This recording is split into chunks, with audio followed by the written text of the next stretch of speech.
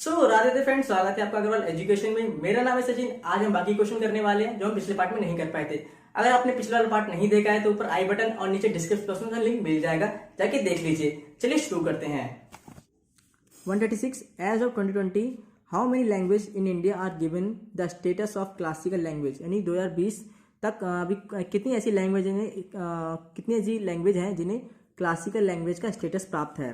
ठीक है, मिला हुआ है। तो 6 ऐसी लैंग्वेज है जिन्हें क्लासिकल लैंग्वेज का स्टेटस मिला हुआ है। 137 which education recently collaborated with NITI Aayog Atal innovation mission AIM to launch artificial intelligence AI based module for Indian school student. इसके चेयरमैन कौन है? मोदी जी हैं, नरेंद्र मोदी जी। तो ये कौन है? नेस्कॉम के साथ हुआ है। ठीक है, ऑप्शन 20 का सही आंसर हो जाएगा। 138 है which of the following is the theme of national science day. ये तो सिंपल था, वुमेन इन साइंस। ऑप्शन है। ये कब मनाया जाता है? ये 28 फरवरी को मनाया जाता है, नेशनल साइंस डे 2020। और इसका जो इस बार थीम रखा गया था वुमेन इन साइंस। ओके। 139 है which is the interest rate on deposits as announced by the Employees Provident Fund Organisation EPFO for the financial year 2019-20। तो ये कौन सा ऑप्शन सी इसका सही आंसर है, 8.5%। ठीक है था। 140 है which Indian institute has developed an AI powered drone to counter unregulated unmanned drones. यानी कि ऐसा कौन सा इंस्टीट्यूट है जिसने ऐसा ड्रोन बनाया जो सही से ड्रोन नहीं है, अनरेगुलेटेड ड्रोन है, उसको कंट्रोल करने के लिए। तो दिल्ली, IISc बैंगलोर, DRDO या मद्रास, IIT मद्रास ने ऐसा किया। क्वेश्चन नंबर 141 है which are the following elements behave chemically both as metal and a non metal. तो उन्होंने घुमा के बोला मेटल और नॉन मेटल, डायरेक्ट मेटलॉइड नहीं बोला। तो ऐसा कौन सा एलिमेंट है जो मेटल या और नॉन मेटल दोनों की तरह बिहेव करता है? यानी कि मतलब मेटलॉइड है। क्या है? मेटलॉइड। मेटल कौन से होते हैं हमारे? Boron, silicon, germanium, arsenic, tellurium और एस्टोटाइन होते हैं। ठीक है, जिसमें जो सबसे हल्का होता है बोरोन होता है, सबसे भारी टेलोरियम होता है। ओके, तो कौन सा है इनमें? बोरोन। ऑप्शन डी सही आंसर हो जाएगा। Faraday laws in associated with electrolysis, reaction of gases, pressure of gas. तो इलेक्ट्रोलिसिस है। Faraday first law, Faraday second law हमने केमिस्ट्री के 12th के 3rd चैप्टर में पढ़ा हुआ है। 143 lime water in the open air turns into milky because CO2। बहुत इजी क्वेश्चन था। Okay. Soaps are the dash salts of higher fatty acids. तो ऑप्शन बच्चों ने कुछ नहीं अल्कली लगाया होगा, पर अल्कली इसका नहीं होगा क्योंकि अल्कली में हमारे सारे मेटल्स आ जाते हैं, एलिमेंट्स आ जाते हैं, hydrogen, lithium, sodium, potassium, caesium. और जो भी सोप्स होते हैं वो सिर्फ सोडियम और पोटेशियम के ही होते हैं। तो ऑप्शन ए सही आंसर इसका होगा। वो प्रीडिन क्या है? एक हेट्रोसाइक्लिक कंपाउंड है। हेट्रोसाइक्लिक कौन कौन से होते हैं? हमारे जो पायरोल है वो भी हेट्रोसाइक्लिक होता है। फ्यूरन है वो भी हेट्रोसाइक्लिक होता है। थायोपिन, ठीक है, और पिरिडिन, ये सारे क्या है? हमारे हेट्रोसाइक्लिक कंपाउंड्स होते हैं। ठीक है। इसमें कौन सा होता है? O है, इसमें S होता है, इसमें N और H होता है, इसमें N के नीचे 2 लोन पेयर्स होते हैं। ओके। 146 क्वेश्चन है which of the following helps in the synthesis of proteins from amino acids. तो एमिनो एसिड से प्रोटीन्स बनाने में कौन मदद करता है? माइटोकॉन्ड्रिया, गल्गी बॉडीज, प्लास्टिड, राइबोसोम करते हैं। ठीक है। Option 147 what is mushroom. Mushroom क्या है? एक फंगी है। ठीक है, ऑप्शन ए इसका सही आंसर हो जाएगा। 148 an essential need for germination of seed is the presence of. इसका क्वेश्चन का आप मुझे कमेंट बॉक्स में बताना, क्योंकि इसमें सभी कुछ सही से पता नहीं चल रहा है। वाटर भी इंपॉर्टेंट होता है, टेम्परेचर भी होता है, लाइट भी होता है, तो कोई एग्जैक्ट आंसर मिल नहीं पा रहा। ठीक है। क्वेश्चन नंबर 49 है during photosynthesis plants make use of sunlight to convert water and carbon dioxide. यानी कि जो प्लांट्स होते हैं वो सनलाइट को यूज करते हैं वाटर और कार्बन डाइऑक्साइड को बदलने में। तो किसमें बदलते हैं? वो कार्बोहाइड्रेट्स में बदल देते हैं। ओके। 150 क्वेश्चन है what is the carrier of disease malaria. यानी कि जो मलेरिया डिजीज होता है वो मलेरिया बीमारी किसकी वजह से होती है? वो होती है, 2 मॉस्किटो है, सभी को पता है, फीमेल मॉस्किटो, ये भी सभी को पता है। एनोफिल्स नाम होता है उसका, एनोफिलिस मादा मच्छर, फीमेल मॉस्किटो है। इन सर्कुलर मोशन में क्या होता है? The direction of motion is fixed, the direction of motion changes continuously, acceleration 0 और वेलोसिटी इज कांस्टेंट। तो वेलोसिटी कांस्टेंट होती है, एक्सीलरेशन भी 0 नहीं होता है, direction of movement changes continuously, नहीं। Direction of motion is fixed, नहीं।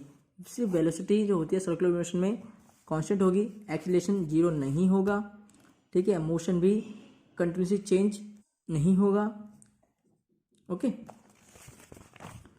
20 द यूनिट ऑफ पावर, तो इजी क्वेश्चन है, व्हाट होती है, ठीक है। Which of the following involves electromagnetic induction? Charge is put on A road and electric current produces a magnetic field. A magnetic field exerts a force on a current carrying wire. Relative motion between a magnet and a coil produce an electric current. तो option D इसका सही answer हो जाएगा। Question number 3 अच्छा question है। The image found by a concave mirror, concave mirror ये हो गया, ठीक है, okay, is observe to be virtual erect and larger.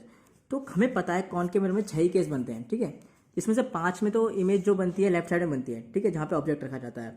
पर जो छठा केस होता है उसमें क्या होती है, जो इमेज बनती है वर्चुअल इरेक्ट बनती है, जो कि बाकी के 5 जो स्टार्टिंग के 5 होते हैं उसमें रियल और इन्वर्टेड बनती है। तो छठे केस में इमेज कब बनती है? जब ऑब्जेक्ट कहाँ रखा जाता है, इस प्रिंसिपल और फोकस के बीच में जब ऑब्जेक्ट को रखा जाता है, यहाँ पे फोकस है, सॉरी, ये प्रिंसिपल।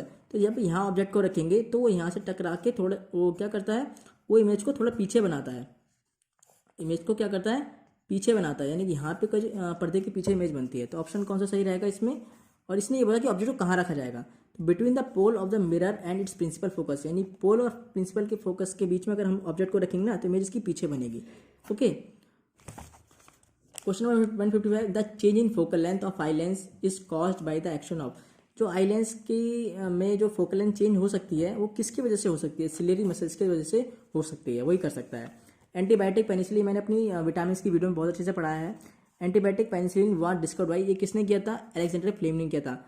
ये एंटीबायोटिक का जो पहली एंटीबायोटिक बनाई थी वो अलेक्जेंडर फ्लेमिंग ने बनाई थी, ये इन्होंने 1928 में बनाई थी।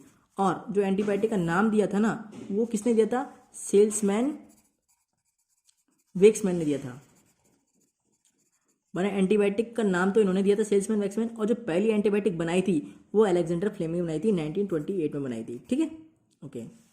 क्वेश्चन नंबर 57 है, which of the following is the first word processor application? तो इसका वर्ड स्टार आएगा, एमएस वर्ड नहीं आएगा, ठीक है, वर्ड स्टार है। Question number 158, which of the following is volatile memory in a computer system? तो जो रैंडम एक्सेस मेमोरी होता है, नाम से पता चलता है रैंडम एकदम, ठीक है, वोलेटाइल चेंज हो रहा है, ठीक है। और रीड ओनली मेमोरी ये सब नहीं होता, रैंडम एक्सेस मेमोरी, रैम जो है वो एक वोलेटाइल मेमोरी है, ठीक है, वोलेटाइल मेमोरी, स्पेलिंग में ये थोड़ा वो आएगा।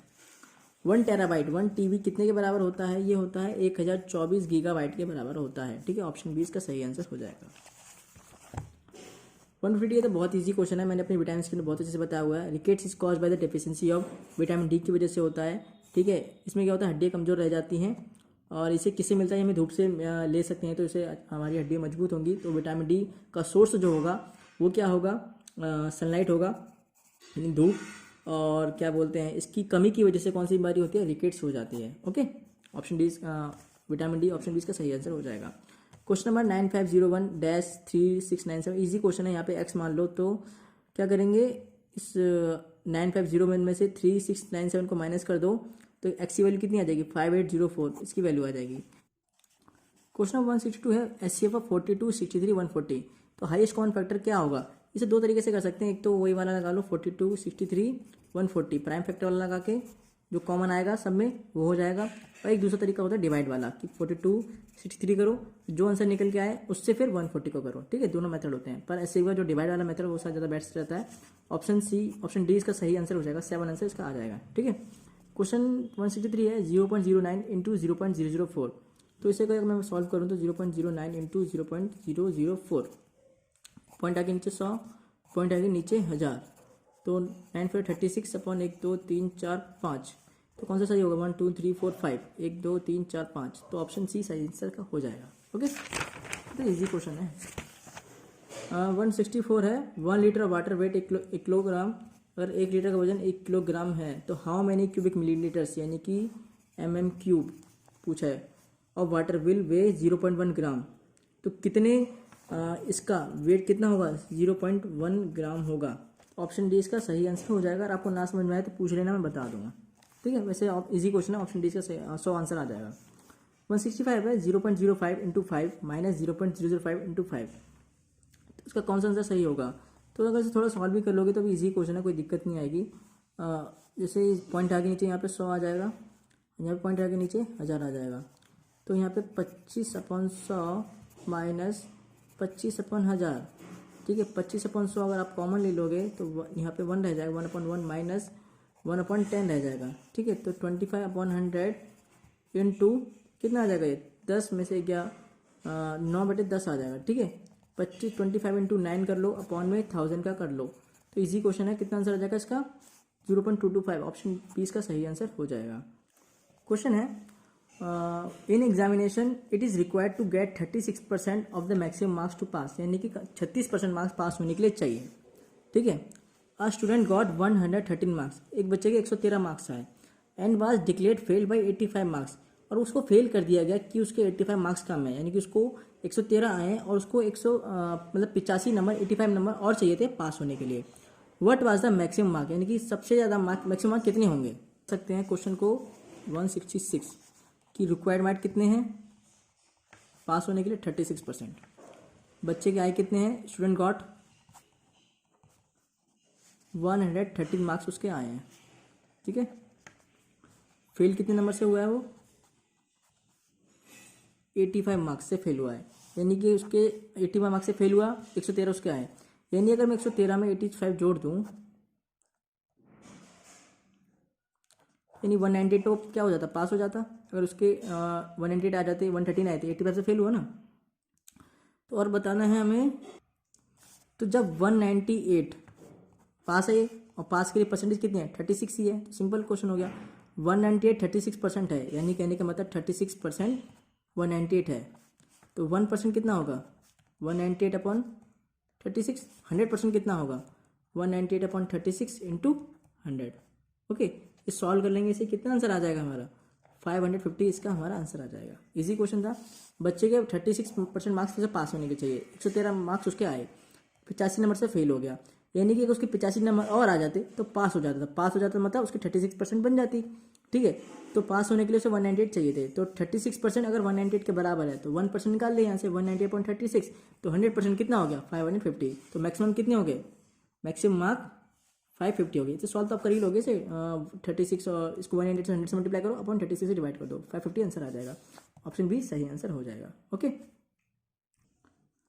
क्वेश्चन 170, 167, 168, 169। जब आपको इंग्लिश का थोड़ा सा पोर्शन जो रह गया है उसके साथ करा दूंगा, जो क्वेश्चन बचे हैं, ठीक है, उस वीडियो में करा दूंगा। इसके काम थोड़ा लंबी हो जाएंगी, ये थोड़ा इजी क्वेश्चन है इसलिए इसमें बता देता हूँ। बाकी ये जो 3 क्वेश्चन हैं थोड़े टिपिकल हैं और थोड़े बड़े हैं, तो उसको मैं अगली वीडियो में बता दूंगा, ठीक है।